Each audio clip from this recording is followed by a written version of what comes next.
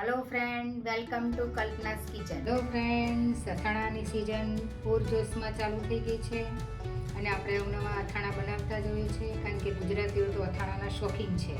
આપણી ગુજરાતીઓની થાળીમાં તો જો અથાણું અને પાપડ ન હોય તો આપણું જે ખાણું છે અધૂરું ગણાય. એટલે આપણે અવનવા અથાણા તો બનાવતા જ હોઈએ છીએ ફ્રેન્ડ્સ. પણ ક્યારેક તમે આ કરમદાનું એવું હેલ્ધી અને મસાલેદાર અથાણું ક્યારે બનાવ્યું છે ફ્રેન્ડ્સ, તો તમે એકવાર જરૂરથી ટ્રાય કરજો. તો બધી જ ટિપ્સ સાથે મેં અથાણું બનાવ્યું છે ફ્રેન્ડ્સ, તો વિડીયો અંત સુધી જોવાનું ચૂકતા નહીં ફ્રેન્ડ. તો ચાલો રેસીપી શરૂ કરીએ. હેલો ફ્રેન્ડ્સ, અથાણાની સિઝન શરૂ થઈ ગઈ છે અને આજે આપણે બનાવવાના છે હેલ્ધી એવા કરમદાનું ટેસ્ટી એવું અથાણું. મેં અહીંયા અઢીસો છે કરમદા લઈ લીધા છે. તમે જોઈ શકો છો આવી રીતના લેવાના છે. એકદમ તાજા એવા કરમદા આપણે પસંદ કરવાના છે, જેથી કરીને એનું જે અથાણું છે એકદમ ટેસ્ટી થાય. હેલ્થની અંદર ખૂબ જ સારા છે. આની અંદર ચીર નીકળતો હોય છે એટલે ચીકણા થઈ જતા હોય છે થોડાક, એટલે મેં એને 3 થી 4 પાણીએ ધોઈ નાખ્યા છે અને કોઈ ખરાબ હોય એ કાઢી નાખવો. હવે એને આપણે ખાટા પાણીની અંદર બોળવાના છે. તપેલીની અંદર આપણે બધા કરમદા છે એ ટ્રાન્સફર કરી લઈશું. કરમદાની અંદર આપણે નાખવાનું હોય છે હળદર અને મીઠું. પણ મારી પાસે આગલા વર્ષનું ખાટું પાણી છે, તો આપણે એ એડ કરી દઈશું, જેથી કરીને એની જે ચીકાશ છે એ જતી રહે. તમારી પાસે જો ખાટું પાણી ન હોય તો તમે હળદર મીઠાની અંદર બોળી અને કેરીના કટકા બી નાખી શકો છો. એકાદ કેરી સમારીને એડ કરી દેવી.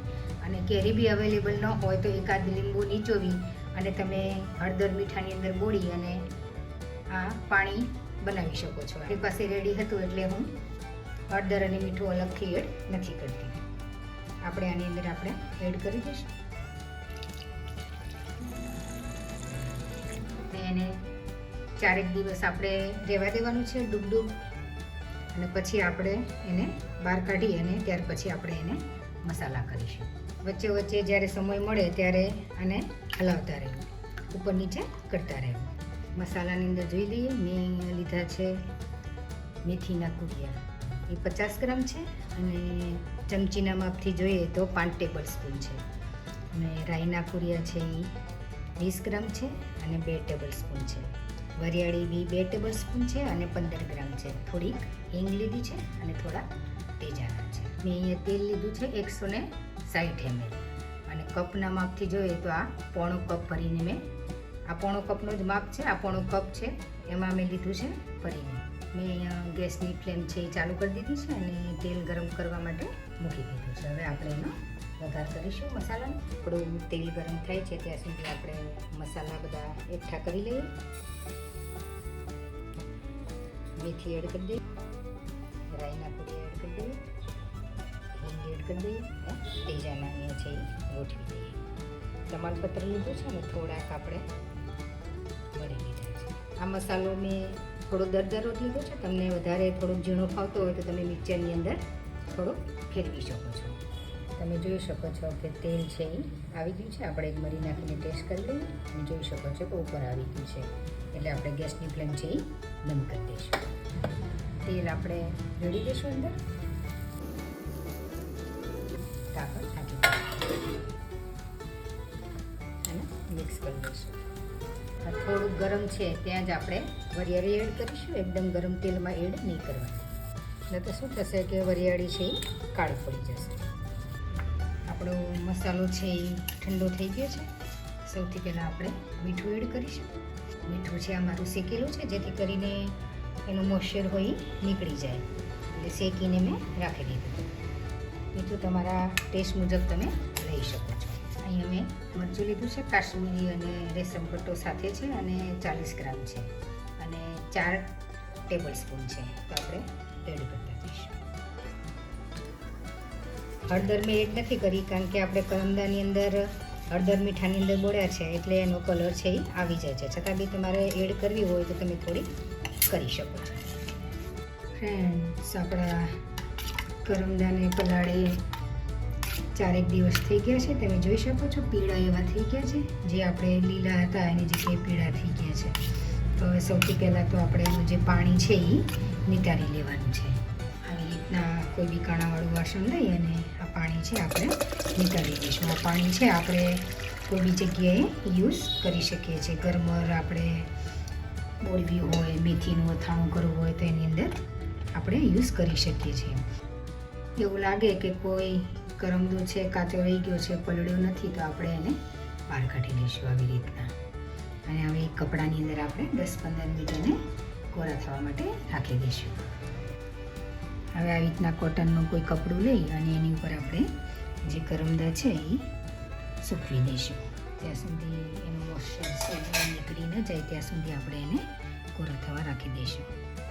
વધારે કોરા ન થઈ જાય એનું ખાસ ધ્યાન રાખવું. આપણે 10થી 15 મિનિટ જ કોરા કરવાના છે ને ત્યાર પછી આપણે મસાલાની અંદર એડ કરી દઈશું. ફ્રેન્ડ્સ, આપણે જે કરમદા સૂકવ્યા હતા 10-15 મિનિટ એકદમ કોરા થઈ ગયા છે. પાણી અંદર ન રહે એવું જે રીતના આપણે ટ્રાય કરવાના છે. તો થઈ ગયા છે. તો હવે આપણે મસાલાની અંદર ભેળવી દઈએ. આપણો મસાલો બનીને રેડી થઈ ગયો છે. હવે આપણા જે કરમદા હતા એ આપણે મસાલાની અંદર એડ કરી દઈએ. મિક્સ કરી નાખીએ. ફ્રેન્ડ્સ, કરમદા છે એ આયુર્વેદિકની દ્રષ્ટિએ બી ખૂબ જ ગુણકારી છે. એની અંદર સારામાં સારું વિટામિન સી મળે છે, એટલે સ્કિન માટે અને હેર માટે બી ઘણા બધા હેલ્ધી છે. અને એની અંદર સારામાં સારું ફાઈબર મળે છે, એટલે જે લોકોની પાચન શક્તિ નબળી હોય એના માટે બી ખૂબ જ કરમદા હેલ્ધી છે.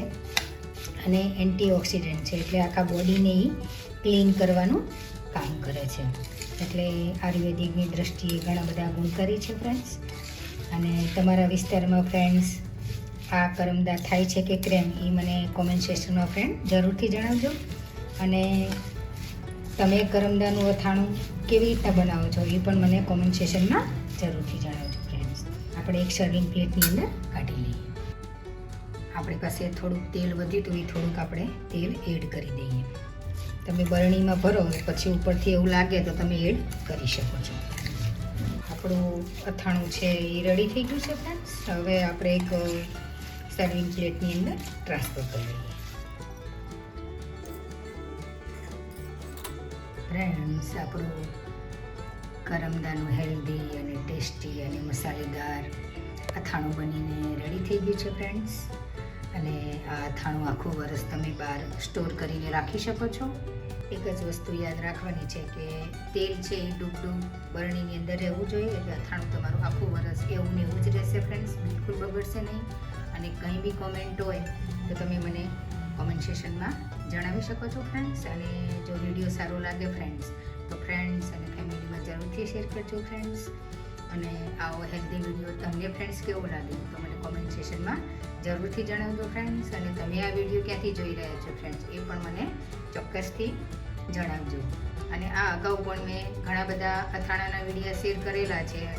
કેરીનું ખાટું અથાણું, ગોળ કેરીનું અથાણું, ગરમરનું અથાણું, ગુંદાનું અથાણું છે. એટલે બધા જ અથાણા મેં અગાઉ શેર કરેલા છે ફ્રેન્ડ્સ.